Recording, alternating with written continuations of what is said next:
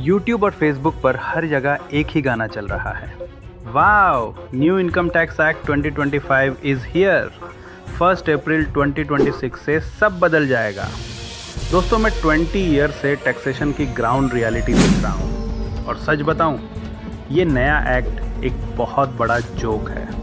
ये कोई रेवोल्यूशन नहीं, बस पुराने 1961 एक्ट का एक लाइट वर्जन और सरकार का एक बड़ा मार्केटिंग गिमिक है।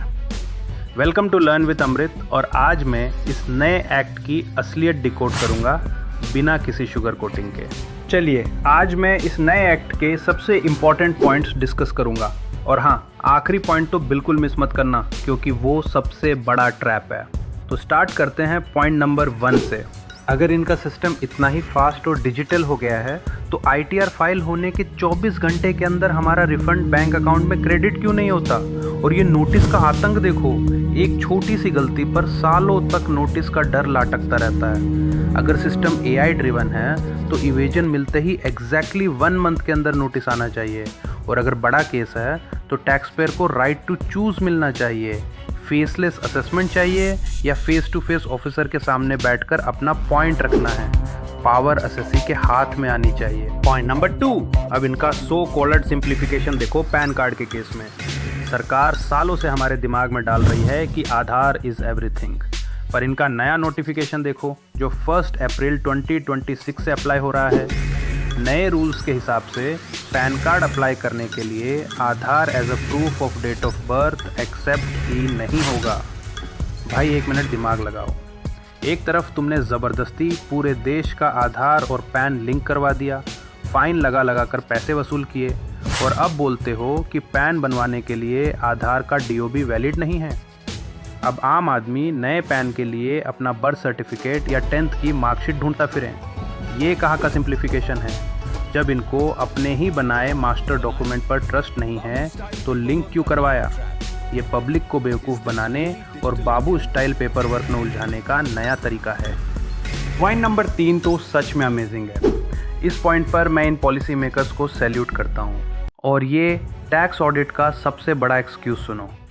बोलते हैं देश में CA की शॉर्टेज है, इसलिए छोटे बिजनेसेस का टैक्स ऑडिट अब कंपनी सेक्रेटरी यानी CS और कॉस्ट अकाउंटेंट यानी CMA भी कर पाएंगे।